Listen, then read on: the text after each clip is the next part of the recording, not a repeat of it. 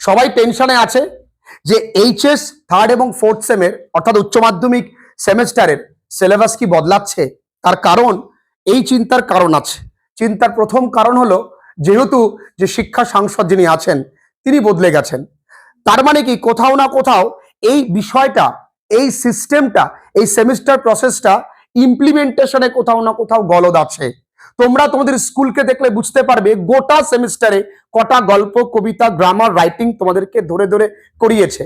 যারা এই বছর উচ্চ মাধ্যমিক ফোর্থ সেম পরীক্ষা দিয়েছে তারা কিন্তু হারে হারে টের পেয়েছে, এডুকেশন কাঁদিয়েছে, বাংলা ভুগিয়েছে, কিন্তু একই রকম ভাবে ইংরেজি পরীক্ষার সময় কিন্তু আমি টেনশনে ছিলাম। বাংলায় কিছু আনকমন আসলেও ছেলেমেয়েরা লিখে আসতে পারবে, কিন্তু ইংরেজির ক্ষেত্রে I was in deep tension. আমি কি করব? ওই রাত্রে ছেলে মেয়েদের জন্য আমি বলেছি তোমরা টেনশন করো না, যেভাবে আমি বলেছি এর বাইরে কিছুটি আসবে না, এবং একটা প্রশ্ন ওর বাইরে আসেনি। তোমরা বিভিন্ন মাধ্যমে ভিডিওস দেখেছো বিভিন্ন জায়গায়, এবং এটা আমি মনে করি তোমরা যদি দেখো যে অন্য কেউ আমার প্রশংসা করছে তোমরাও খুব আনন্দ পাও। আরে এই লোকের তো আমরা করি, তো আরে তোমাদের দাদা, এটা ভালো লাগে। আর এই ভালো লাগাটার জন্যই পরিশ্রমটা করা, কিন্তু তার ভালো লাগা অল্প খানিকের জন্য। আমি শুরু করে দিলাম আগামী বছরের প্রস্তুতি। দেখো সিলেবাস কিছুই বদলাবে না, একই রকম ভাবে হবে। স্কুল যেমন তোমার প্রতি শুধুমাত্র গরম দেখানোর একটা কাজ ছিল, কাণ্ডারি, তেমনটাই থাকবে। একটা সিস্টেম, স্কুল মানে একটা সিস্টেম, সিলেবাস একই থাকবে, কিন্তু তোমার পরিস্থিতিও একই, তোমাকে পড়তে হবে। সিলেবাস কিন্তু বদলাচ্ছে না। তাহলে আমাদের এখন করণীয় কি? প্রথম সেমিস্টার 40 নাম্বার, তার পরের সেমিস্টার কি 40 নাম্বার। যারা সায়েন্সের বা প্র্যাকটিক্যাল সাবজেক্ট যাদের আছে তাদের 35 15 হচ্ছে তোমাদের প্র্যাকটিক্যাল বা প্রজেক্ট ওয়ার্কের জন্য। কোথাও কোনোভাবে এই সেমিস্টার প্রসেসে যে ভুলটা সবাই করে থাকে, আজ নয় কালকে পড়বো। এই কাল করতে করতে, যেহেতু সেমিস্টার 4 মাস পরেই কিন্তু পরীক্ষা, তা মাথায় রেখে দাও, কাল করতে করতে চলে আসবে। 11টা যেমন ছিল তোমরা বুঝতেই পারোনি যে 11-এ আমরা উঠেছি, আরে বুঝতে তো দিবি, কটা আরো কটা মেয়ে দেখে নি, তার মধ্যে পরীক্ষা চলে আসলো।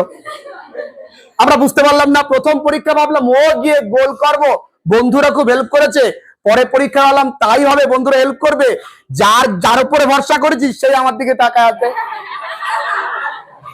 তুই পারবি না, তোর মনে আমি পারবো, এই অবস্থা।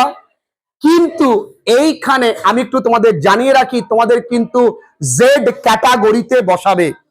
দুটো পরীক্ষায় স্কুলের বাইরে অর্থাৎ অন্য স্কুলে পরীক্ষা হবে, এবং যেই স্কুলেই পরীক্ষা হবে সেই স্কুল চাইবে যে সেই স্কুলটা সর্বোত্তম ভালো স্কুল, কড়া স্কুল, মানে ওদের ক্ষেত্রে ভালো মানে কোট আনকোট কড়া, কেউ ছাড়বে না তোমায়, তো তোমার প্রতি কড়া নজর দেবে। জেড ক্যাটাগরি মানে তুমি যদি এখানে বসো, ধরো তুমি এই পাশে বসলে, তোমার এই পাশের বন্ধু কিন্তু এখানে বসবে না, ও ওই কোনায় বসবে, তাহলে তুমি তার সঙ্গে কোনো আলোচনা করতে পারবে না। তোমার বুকলেট নাম্বার, ওর কোশ্চেন বুকলেট নাম্বার আলাদা। তুমি যদি বলে বন্ধু একের বি, একেরটা, ওর হয়তো একের ওই কোশ্চেনটাই নেই, ওর কোশ্চেনটা অন্য, তা সেক্ষেত্রে কিন্তু একটু খেয়াল রাখতে হবে, কোনো অপশন দেবে না, কোশ্চেনটাই বলতে হবে। এবং তুমি ওই বন্ধু বন্ধু করতে করতে তোমার হাতে সময় তো নেই, কারণ তুমি তো এমসিকিউ ওএমআর শিটে পরীক্ষা দিচ্ছ। আমি তোমাদের আজকে দেখাবো ওএমআর শিট কিভাবে কেমন থাকে, কিভাবে ফিল আপ করতে হয়, সবটাই বলবো। আজকে প্রথম বা নতুন অনলাইন ক্লাসেস, বা আজকে ফার্স্ট অনলাইন ক্লাস হচ্ছে, বা তোমরা প্রত্যেকে ক্লাসেস যারা করছো, কোনো দিক থেকে তোমাদের কিন্তু প্রবলেম আমি থাকতে দেব না।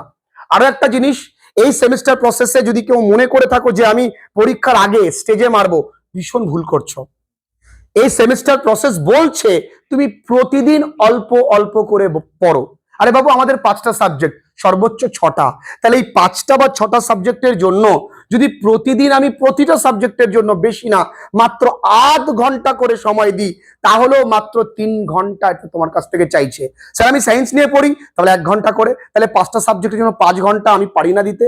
আমি বারবার করে বলেছি 5 ঘন্টা এটা দেওয়া উচিত। আমরা উচ্চ মাধ্যমিক ক্যান্ডিডেট, আমরা আগামী দিনে চাকরি বাকরির জন্য পড়বো, যেখানে 8-9 ঘন্টা প্রতিদিন পড়তে হবে, তাও চাকরি পাবো কিনা জানি না। তার মানে এখানে খেয়াল রাখতে প্রতিদিন আমাকে 5 ঘন্টা। আজকের পড়া, স্যার যে ক্লাসটা আজকে দিচ্ছেন, আমি যে ক্লাসটা রেকর্ডে দিচ্ছি, সেই ক্লাসটা আজকে তো আজকেই, কালকে বলে ফেলে রাখলে দেখবো এই কালকের ওপরে আরো অনেকগুলো ক্লাস জমে যাবে। কোনোটাই জমিয়ে রাখা যাবে না এই সেমিস্টার প্রসেসে।